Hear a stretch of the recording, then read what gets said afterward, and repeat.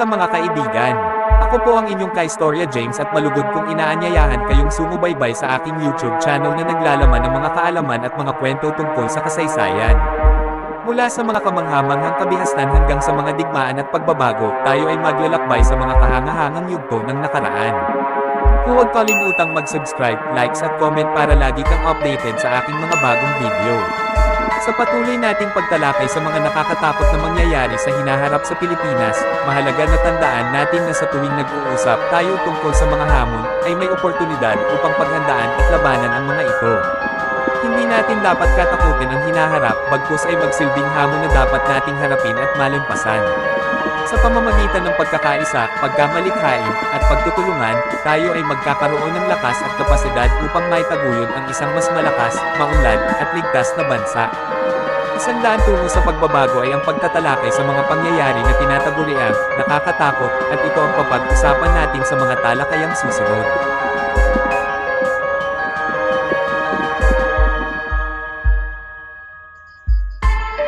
Una, ang panghihiram ng malalaking halaga ng utang ng Pilipinas, isang talakayan na nagbibigay diin sa posibilidad na ang bansa ay maaaring mahulog sa malalaking utang na maaaring makaapekto sa ating ekonomiya. Magandang pagtalakayin ng mga panganib ng pagiging higit na nakadepende sa mga dayuhang pondo at ang mga potensyal na epekto nito sa mga mamamayan. Sa talakayang ito, ang panghihiram ng malalaking halaga ng utang ng Pilipinas ay tumutukoy sa posibilidad na ang bansa ay magkaroon ng malalaking utang na maaaring magdulot ng negatibong epekto sa ating ekonomiya.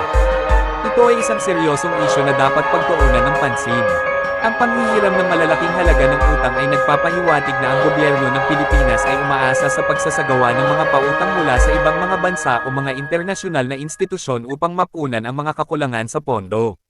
Ngunit kahit na may mga benepisyo sa pagkuha ng utang tulad ng pagsasagawa ng mga pang-infrastruktura, maaari itong magdulot ng ilang panganib. Isa sa mga panganib ay ang pagiging higit na nakadepende sa mga dayuhang pondo.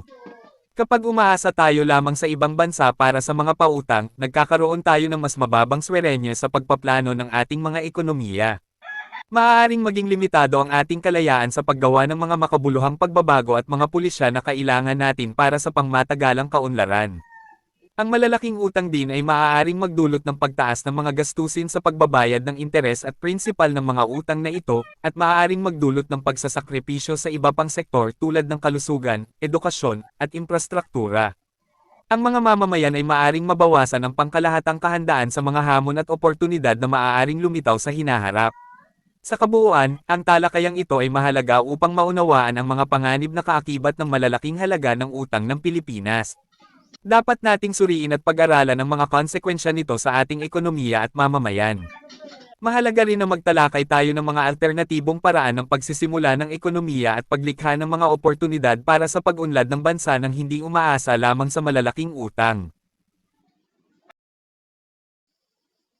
Ang pangalawa nakakatakot sa hinaharap ay ang pagtaas ng kriminalidad at terorismo. Isa pang talakayan na maaaring pag-aralan ay ang posibilidad ng pagtaas ng mga krimen at aktibidad ng mga terorista sa mga susunod na taon. Maaaring talakayin ang mga dahilan sa likod ng pagtaas ng kriminalidad, ang mga solusyon na maaaring gawin, at kung paano mabibigyan ng agarang tugon ng pamahalaan.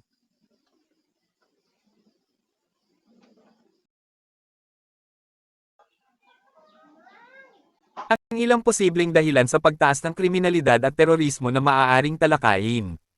Isa, kakulangan sa kaayusan at seguridad. Ang patuloy na kakulangan sa kaayusan at seguridad sa lipunan ay maaaring maging isang pangunahing dahilan sa pagtaas ng kriminalidad at terorismo. Kung ang mga individual ay hindi nararamdaman ng seguridad at katiyakan sa kanilang kapaligiran, madali silang maakit sa krimen o maging kabilang sa mga teroristang grupo. Dalawa, kakulangan sa edukasyon at oportunidad. Ang kawalan ng sapat na edukasyon at oportunidad sa trabaho at kabuhayan ay maaaring magdulot ng kahirapan at pagkabalisa sa mga individual. Ito ay maaaring magtulak sa kanila na magnakaw, gumawa ng iligal na gawain, o sumali sa teroristang grupong nagbibigay ng pangako ng mga alternatibong oportunidad. Tatlo, korupsyon at kawalan ng katarungan. Ang korupsyon sa sistemang pangkatarungan at ang kawalan ng agarang pagpaparusa sa mga kriminal ay maaaring magdulot ng kawalan ng takot sa batas. Kung ang mga taong lumalabag sa batas ay hindi mapapanagot, nababawasan ang respeto sa batas at lumalaganap ang kriminalidad at terorismo. 4. Suporta at pag-recruit ng teroristang grupo. Ang suporta at recruitment ng mga teroristang grupo ay maaaring maging isang pangunahing dahilan sa pagtaas ng terorismo. Ang mga grupo na may ideolohiyang terorista ay maaaring manghikayat ng mga individual na maging kasapi at gumawa ng aktibidad na labag sa batas. Para matugunan ang pagtaas ng kriminalidad at terorismo, maaaring gawin ang mga sumusunod na solusyon. Isa, pagpapalakas ng seguridad at kaayusan. Mahalagang magpatupad ng mga programa at hakbang na magpapalakas ng seguridad at kaayusan sa mga komunidad. Ito ay maaaring kasama ang mas pinaigting na police visibility, pagpapaunlad ng intelligence gathering, at pagpapatupad ng batas ng may katwiran at walang kinikilingan. Dalawa, pagbibigay ng edukasyon at oportunidad. Mahalaga ang pagbibigay ng sapat na akses sa edukasyon at oportunidad sa trabaho at kabuhayan. Ito ay maaaring magpabawas sa mga sanhi ng kriminalidad at paghikayat sa mga tao na magkaroon ng maayos at produktibong pamumuhay. Tatlo, pagsugpo sa korupsyon at pagpapanagot. Kinakailangan ang pagsugpo sa korupsyon at pagpapanagot sa mga sangkot sa kriminalidad, pati na rin ang mahigpit na pagpapatupad ng batas at justice system. Ang accountability ay mahalaga upang mapanatili ang katarungan at disiplina sa lipunan. 4. Pangkalahatang pagtutulungan at kaunlaran. Ang pagkakaisa ng pamahalaan, komunidad, at mga sektor ng lipunan ay mahalaga upang matugunan ang mga salik ng pagtaas ng kriminalidad at terorismo.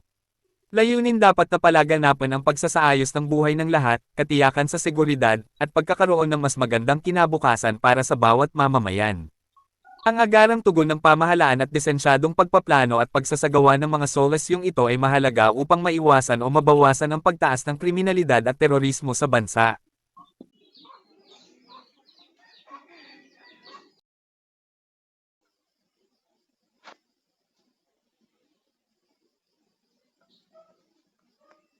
At ito naman ang pangatlo na bahagi sa nakakatakot na mangyayari sa Pilipinas, ang kalamidad at pagbabago ng klima. Hindi maaaring iwasan ang talakayang ito, at dapat nating pag-usapan ang mga posibleng epekto ng mga kalamidad at pagbabago ng klima sa Pilipinas. Maaaring talakayin ang mga panganib ng pagtaas ng antas ng dagat, pagsabog ng mga bulkan, at iba pang mga natural na kalamidad na maaaring magpatuloy o lumala sa hinaharap.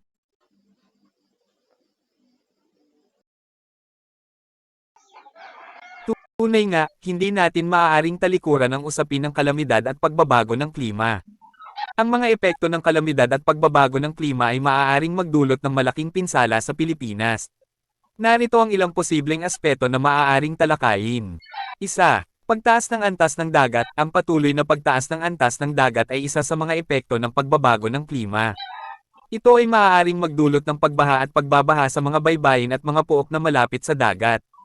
Ang mga komunidad na matatagpuan sa mga baybaying lugar ay magiging mas malapit sa panganib ng pagkasira, pagkawasak ng tirahan, at kawalan ng kabuhayan.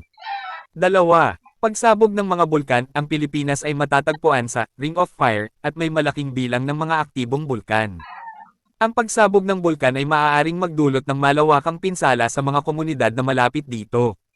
Ang mga pagbaha ng abo, putik, at panganib sa kalusugan ay maaaring maging mga isyu na dapat talakayin at paghandaan. Tatlo, pagsisikat ng malalakas na bagyo. Bilang isang kapuluan, ang Pilipinas ay madalas tamaan ng malalakas na bagyo. Ang pagbabago ng klima ay nagdudulot ng mas malalakas at mas mapaminsalang mga bagyo. Ang pagtalakay sa pagpapabuti ng sistema ng mga kahandaan sa kalamidad, pag-ebakwasyon, at iba pang hakbang upang mapangalagaan ang buhay at ari-arian ng mga mamamayan ay mahalagang aspeto na dapat isaalang-alang. Sa pagtalakay ng mga isyong ito, maaaring pagtutuunan ang mga solusyon at hakbang na maiiwasan o mababawasan ang epekto ng mga kalamidad at pagbabago ng klima. Kasama dito ang pagpapaigting ng mga programa sa pagbabawas ng emisyon ng greenhouse gases, pagpapalakas ng sistema ng kahandaan sa kalamidad, pagpapaunlad ng mga teknolohiya sa panahon ng sakuna, at pagpapanatili ng sustainable na pangangalaga sa kalikasan. Mahalaga din na mabigyan ng pansin ang edukasyon at kamalayan ng mga tao sa kahalagahan ng pag-aalaga sa kalikasan at pag-iwas sa mga aktibidad na nakakasama sa kapaligiran. Sa pamamagitan ng pagkakaisa at kooperasyon, ating matutugunan ang mga hamong kaakibat ng kalamidad at pagbabago ng klima upang mapangalagaan ang kinabukasan ng Pilipinas.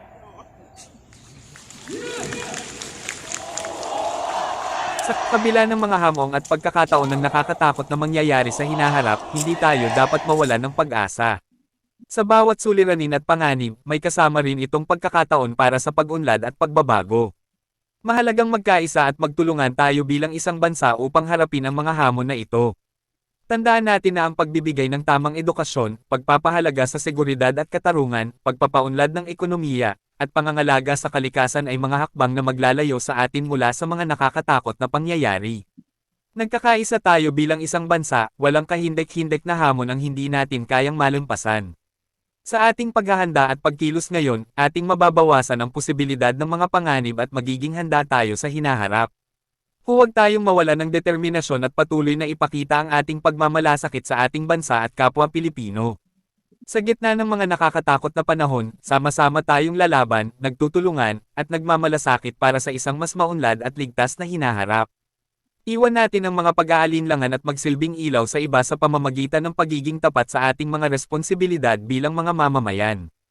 Mahalaga na tayo'y magkakapit-bisig at ipagpatuloy ang ating pagtitiwala dahil tayo ang may kakayahan na bumuo ng magandang kinabukasan para sa ating bansa. Sa pagtutulungan, pag-asam natin ay magkatotoo ang ating mga pangarap at mas malayo pa ang ating mararating.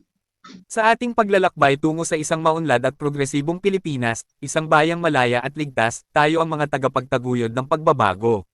Sama-sama nating abutin ang mga pangarap at panaginip ng ating bansa.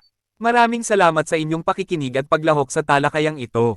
Hangad ko ang inyong kaligtasan at tagumpay sa inyong mga gawain. Sa bawat araw, magsilbing inspirasyon tayo sa isa't isa at magpatuloy tayong nagtutulungan tungo sa isang mas magandang kinabukasan para sa ating mga susunod na henerasyon. Mabuhay ang Pilipinas!